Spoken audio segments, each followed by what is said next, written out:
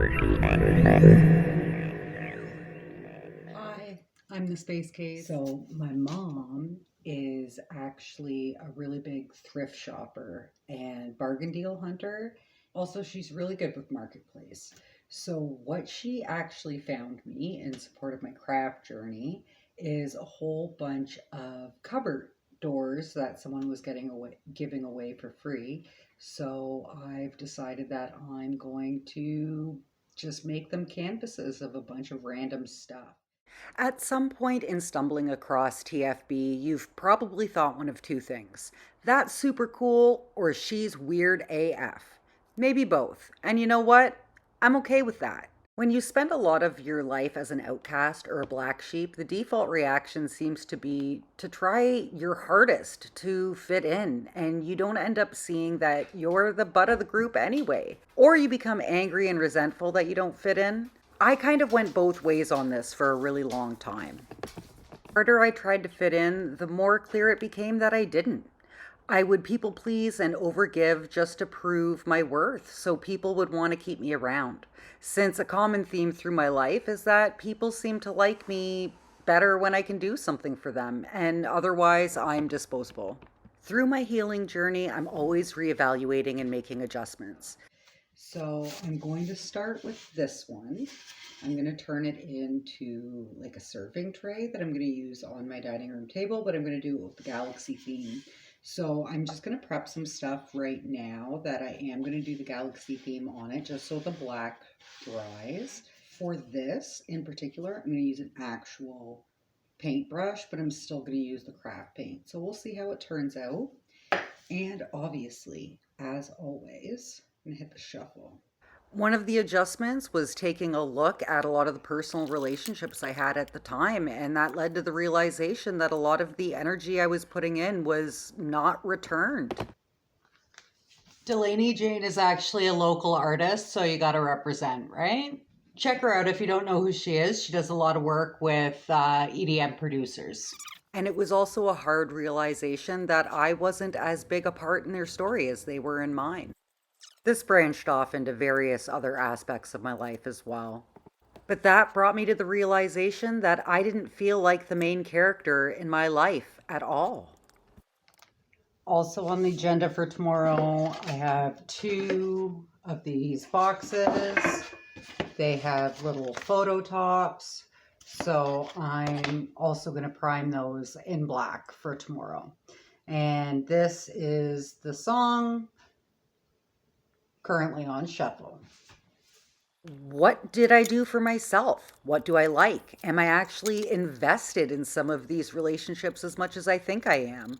Or is it more of a situational or proximity thing? Do I really care to be sharing every time I do something on Facebook? Do I really care that much about what other people are doing? There was a shocking amount of no's across the board during this self survey. As this spiraled into a full on interrogation of myself, I then started to look at what makes me strong as an individual. The version that isn't trying to overcompensate or people please or just take things over to try to prove my worth or be included, to prove that I'm one of the group. I wanted to get back to being the girl that people gravitated to when she was just being herself.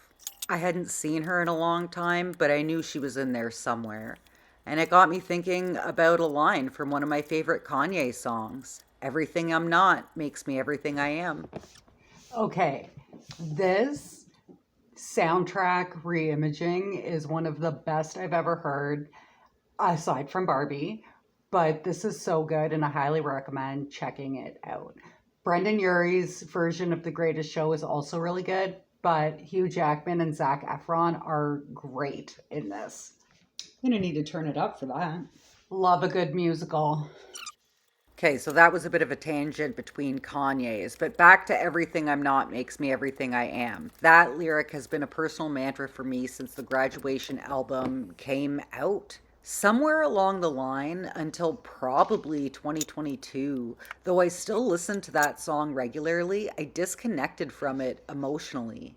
So when I was reflecting and it came on, one day it just struck me. I dove deeper and reverse engineered it a little. If everything I'm not makes me everything I am, then everything I am makes me special. This is also a really random mix song, but it is also really good.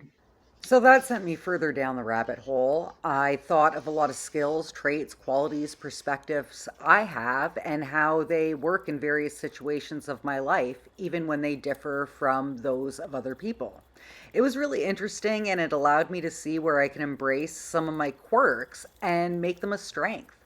For example, my OCD is mostly ritualistic, meaning everything has to be in sequence or follow a pattern.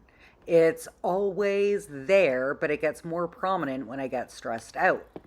It always seemed like a little hindrance to everyday life, and like no wonder people think I'm weird. Who else needs to touch something with their right hand after they've touched it with their left before they can comfortably walk away? So now I also have this one, but I have to remove the hardware, so I'm going to do that now. And I'm listening to... But I've learned I'm able to pick up on patterns external to myself much quicker because I myself have to do things in sequence. I am better able to see where there are gaps or pieces missing. This does me really well in a job that requires a lot of proofreading, but does not translate well into some personal situations or relationships. If you've ever watched the show Weeds, I'd equate it to the episode where Doug, who has synesthesia, which is like picking out patterns on steroids. In his case, he can see numbers as different colors.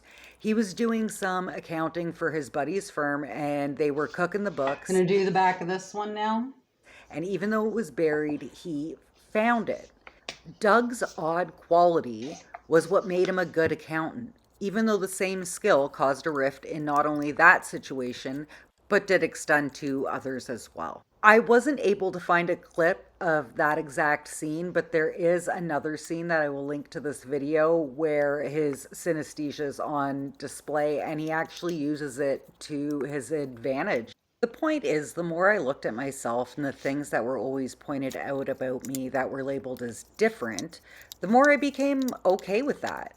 We were always taught growing up to be yourself and people will love you for who you are. And some of that is just me not wanting to be like everybody else, too. I've become more confident and comfortable embracing my uniqueness by accepting that being different doesn't have to be a bad thing. Sometimes it just means you haven't found where you belong yet.